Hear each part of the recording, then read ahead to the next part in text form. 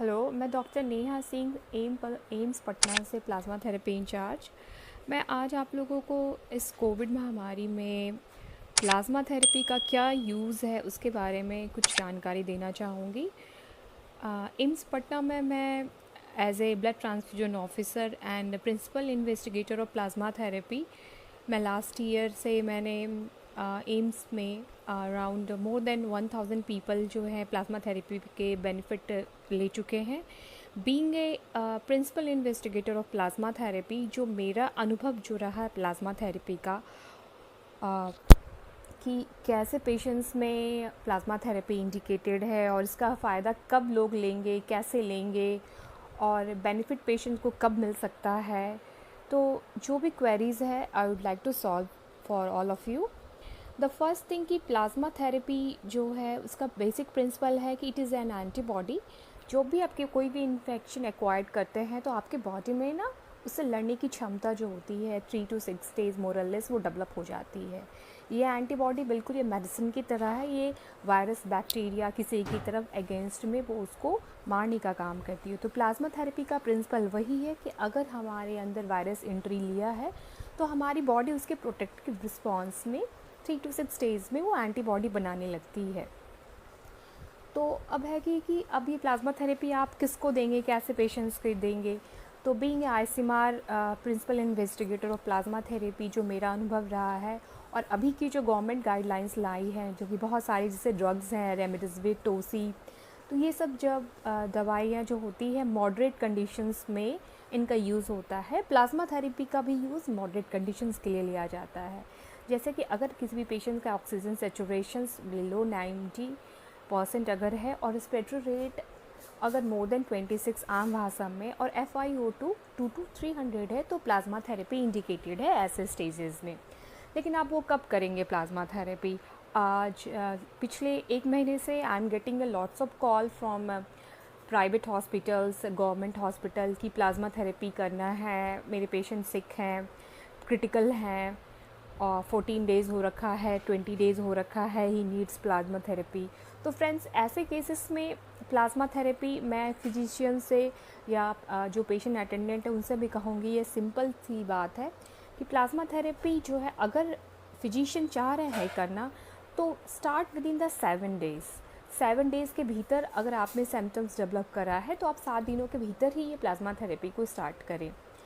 और ये plasma therapy करने से पहले जो प्रमुख बातें हैं कि अब पेशेंट का एंटीबॉडी चेक करना इज़ वेरी इंपॉर्टेंट। किसी भी पेशेंट में अगर एंटीबॉडी डेवलप हो गया है तो प्लाज्मा थेरेपी की इंडिकेशंस नहीं है। ये बात आप मैं फिर से रिपीट करती हूँ, if patient has develop antibody then there is no use of plasma therapy in this patients, in those patients at all. So start plasma therapy. I am requesting to everyone, to physician, within 7 days of the symptoms or RT positive RT-PCR report. And if RT-PCR is not available, then go for patient antibody. If patient has developed antibody, then there is no need of plasma therapy. ये तो हमारा रहा कि हमने patient को select कर लिया, उसके ऑक्सीजन सेचुरेशंस को देखते हुए, FiO2 को देखते हुए, रेस्पिरेटरी रेट को देखते हुए कि मॉडरेट पेशेंट में प्लाज्मा थेरेपी इज़ इंडिकेटेड और with in 7 days with antibody. तो इसके पॉइंट्स है। अब रहा कि आप कैसे पेशेंट्स को ना कि प्लाज्मा थेरेपी जो है कैसे आप ये करोगे कि सपोज़ जो ग्रुपिंग सिस्टम है किसी भी पेशेंट्स का, ABO ग्रुपिंग के सिस्टम के अकॉर्डिंग ही प्लाज्मा थेरेपी इंडिया में पॉसिबल हो रही है। जैसा कि OAB ये 4 ग्रुपिंग सिस्टम जो है ABO ग्रुपिंग में। तो सबसे फ़ायदे की बात, ये जानने की बात है, अगर कोई पर्सन का अगर ब्लड ग्रुप O पॉजिटिव है तो वो O पॉजिटिव का प्लाज्मा और AB पॉजिटिव का प्लाज्मा रिसीव कर सकता है। अगर किसी भी पेशेंट्स का B पॉजिटिव है तो वो B पॉजिटिव का प्लाज्मा और AB प्लाज्मा रिसीव कर सकता है। सेम अगर किसी पेशेंट का A पॉजिटिव है तो A पॉजिटिव का प्लाज्मा और AB पॉजिटिव का प्लाज्मा वो रिसीव कर सकता है। एंड AB पेशेंट AB का ही प्लाज्मा रिसीव करेगा। नॉर्मल हम किसी जो नॉर्मल डोनेशंस करते हैं तो उसमें यूनिवर्सल डोनर के रूप में, जो यूनिवर्सल ब्लड ग्रुप के रूप में O पॉजिटिव को, O नेगेटिव को जो है बोला जाता है। लेकिन प्लाज्मा में आप AB पर्सन जो है, AB पॉजिटिव या नेगेटिव पर्सन जो है वो यूनिवर्सल कन्वालेशन प्लाज्मा डोनर है, ये बात है। तो बिल्कुल याद रखिए, ए बी पर्सन जितना रेयर है, ये पर्सन सबको दे सकता है, लेकिन बस ए बी पॉजिटिव का ही प्लाज्मा रिसीव कर सकता है। एंड द नेक्स्ट कि अब आप पॉजिटिव और नेगेटिव क्यों नहीं आप प्लाज्मा में करते हैं। तो जो पॉजिटिव और नेगेटिव का जो फैक्टर है वो उसे RH फैक्टर जो कहते हैं वो RBC के अंदर होता है। जो प्लाज्मा जो आप चढ़ाते हैं, जो भी ट्रांसफ्यूज़ करते हैं, उसमें कोई RBC नहीं होती है। तो इसलिए आप किसी भी पेशेंट्स का अगर O नेगेटिव है या B नेगेटिव है तो वो B पॉजिटिव का प्लाज्मा या A पॉजिटिव का प्लाज्मा रिसीव कर सकता है, दे भी सकता है और ले भी सकता है, ये बात है।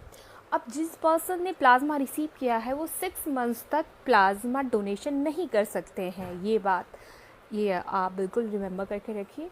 एंड द नेक्स्ट वन कि और कौन कौन लोग डोनेशंस कर सकते हैं। डोनेशंस वही लोग कर सकते हैं जिसमें कि अनुमान लगाया जा सकता है कि किसी पर्सन्स में एंटीबॉडी मीन्स फाइटिंग कैपेसिटी वो पर्सन डेवलप कर रखा है। तो वैसे पर्सन को हम कैसे आइडेंटिफाई करेंगे, तो इसके लिए वही है कोविड रिकवर्ड पर्सन जो कि 3 to 6 मंथ में अभी हाल के दिनों में जो अभी रिकवर्ड किए हैं, देखा जा रहा है कि ये जो एंटीबॉडी है 3 to 5 मंथ्स किसी की बॉडी में वो सर्वाइव कर सके रह रहा है। तो वैसे पर्सन जिनके अंदर एंटीबॉडी 3 to 5 जिन्होंने कोविड का इन्फेक्शन 3 से 5 महीने के अंदर इन्फेक्शंस जो ठीक हो रखे हैं और मिनिमम 28 डेज़ का इंटरवल जिन्होंने क्रॉस कर रखा है, they are valuable person to donate the plasma. The second fact is that अगर किसी पर्सन ने वैक्सीन लिया है, is he eligible for getting the plasma for the donating the plasma. Yes, अगर कोई पर्सन ने फर्स्ट डोज लिया है या सेकंड डोज लिया है तो वो पर्सन प्लाज्मा दे सकता है। प्लाज्मा दे vaccination will not hamper their donations technique for those persons who have taken the vaccines either first dose और second dose। जिन्होंने ले रखा है वो बिल्कुल बेहिचक दे सकते हैं। वैक्सीनेशंस का कोई इसमें रोल नहीं है। अगर पर्सन को ना कोविड रहा है, वैसे पर्सन का प्लाज्मा ज़्यादा बेटर इसलिए माना जाता है कि वो उसमें हाइपर इम्यून रिस्पॉन्स रहता है, उनमें एंटीबॉडी की कैपेसिटी जो लेवल होते हैं वो नॉन कोविड पेशेंट से ज़्यादा अच्छी है। अब नेक्स्ट थिंग इज़ दैट कि अगर किसी पर्सन्स ने जो है डोनेशंस करना चाहता है, नॉर्मल ब्लड डोनेशन हो, प्लाज्मा डोनेशंस, तो वो कब कर सकता है अगर वैक्सीन ली है। तो इसके लिए अभी 5 मई 2021 में अभी NBTC ने अभी गाइडलाइन दी है कि जो पर्सन जिन्होंने वैक्सीनेशन रिसीव किया है अभी, तो वो जो है 14 डेज़ के अंदर नॉर्मल ब्लड डोनेशंस कर सकते हैं and 1 month later on they can donate the convalescent plasma as well as they can also donate the convalescent plasma after second dose after 1 month. So it is most important the age group for the plasma donation is 18 to 65 year। A female patient जो कि अगर उन्होंने कभी भी life में ना conceive किया है तो वो प्लाज्मा नहीं दे सकती है। वाई? बिकॉज ऐसे पर्सन जो होते हैं उनमें HLA सेंसिटाइजेशन उनके बॉडी के अंदर हो जाता है और ऐसी फीमेल का प्लाज्मा जिस पेशेंट को चढ़ाया जाएगा तो उनमें लंग के नुकसान होने के चांसेस, लंग डैमेज होने के चांसेस, ट्राली होने के चांसेस ज़्यादा हाई होते हैं। दैट्स वाई जो भी कंसीव कर रखी है, जिनके बच्चे हो रखे हैं या कि एबॉर्शन हो रखा है, अगर प्रेगनेंसी के अगर इस दौरान गुजर चुकी हैं तो she will not able to donate the plasma. हाँ, अनमैरिड फीमेल जिन्होंने कि कंसीव नहीं किया है she can donate the plasma very well. अब जो है कि बहुत सारे कि suppose a person is taking anti hypertensive diabetic drugs and thyroxine, ये सब है कि those person can donate the plasma और नॉट। जो भी पर्सन एंटी हाइपरटेंसिव ले रहे हैं वो प्लाज्मा डोनेट कर सकते हैं, वो नॉर्मल ब्लड डोनेशंस भी कर सकते हैं। जो पर्सन्स डायबिटिक हैं, अगर ओरल हाइपोग्लाइसेमिक ड्रग पे हैं, वो भी प्लाज्मा दे सकते हैं। लेकिन वैसे पर्सन जो कि इंसुलिन लेते हैं, ना ही वो प्लाज्मा ना ही नॉर्मल ब्लड डोनेशंस कर सकते हैं।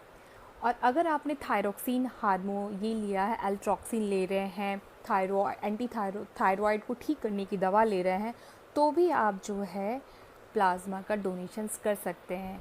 एंटीसाइकोटिक मेडिसिन्स अगर ले रहे हैं तो इन दैट केसेस में आपको नॉर्मल डोनेशन थोड़ा नहीं करना चाहिए। अगर आपको कुछ सिम्टम्स रहा है, सपोज़ आपको कोविड इन्फेक्शन नहीं हो के सिंपल सा फ्लू है, फीवर रहा है, तो आप 1 वीक के लेटर ऑन आप जो है ठीक होने पे आप कर सकते हैं अगर आपको कोविड नहीं है तो। And the next thing, plasma therapy कितना सेफ़ है, कितना बेटर है, क्या रिस्पॉन्सेज है, मैं उसके बारे में बताना चाहती हूँ। एम्स में अब तक जो है मोर देन 1300 पेशेंट्स ने प्लाज्मा रिसीव किया है और मोर देन 900 पेशेंट्स जिन्होंने डिस्चार्ज हुआ है। लास्ट ईयर फर्स्ट वेव में भी एम्स में प्लाज्मा थेरेपी जो कि सबसे पहले बिहार में वहीं पे हुई, बीइंग प्रिंसिपल इन्वेस्टिगेटर हमारे इंस्टीट्यूट में ये सबसे पहले स्टार्ट हुआ और मोर देन 750 डोनेशंस कन्वल्शनल प्लाज्मा का अभी तक कर रखे हैं। किसी भी डोनर्स में कोई भी साइड इफ़ेक्ट नहीं होता है।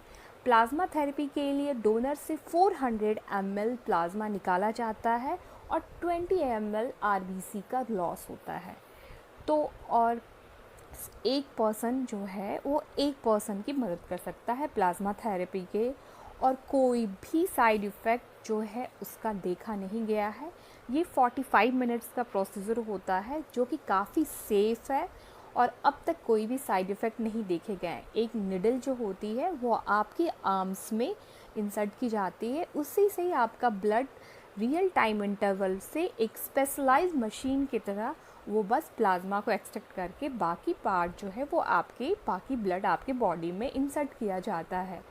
सो अब इसके लिए गवर्नमेंट क्या अलाइंसेस दे रही है, एम्स पटना क्या कर रही है। तो गवर्नमेंट ने लास्ट ईयर प्लाज्मा थेरेपी के डोनर्स को 5000 के अलाउंसेस देने की बात करी थी। एम्स पटना जो है अब तक जो है मोर देन 750 जो पर्सन जिन्होंने डोनेशंस किए हैं उन्हें 500 रुपीज़ ट्रैवलिंग अलाउंस, एक सर्टिफिकेट, और उन सर्टिफिकेट्स के अगेंस्ट जो है वो अपने फैमिली क्लोज वन रिलेटिव के लिए ब्लड की डिमांड वो कर सकते हैं। सो आई फील कि मनी तो मैटर नहीं करता है इस प्रॉब्लम वाले सिचुएशन में। अगर आप रिकवर्ड हैं और इस गाइडलाइन के अंदर आते हैं, प्लाज्मा थेरेपी डोनेशन कर सकते हैं, तो be part of it. Physician से है मेरी रिक्वेस्ट रहेगी कि kindly start the therapy within 7 days। If you are planning to have this therapy, आप बिल्कुल 7 दिन के अंदर ही करें। And the next, plasma therapy is very safe. Patients को अगर प्लाज्मा नहीं कि अभी तक जो है कोई भी साइड इफ़ेक्ट नहीं देखा गया है कि प्लाज्मा रिसीव करने वाला या देने वाला he died due to receiving the plasma and he died or she died due to donating the plasma, अभी तक एक भी केसेस थ्रू आउट इंडिया और एम्स पटना में कोई भी रिपोर्टेड वैसे नहीं हुई है। एंड इन दैट केस अगर कोई भी क्वेरी होती है तो being as a plasma therapy in charge doctor Neha Singh, मैं हमेशा अवेलेबल हूँ AIIMS Patna transfusion medicine department में। कोई भी क्वेरी हो you can ask directly to us. Thank you.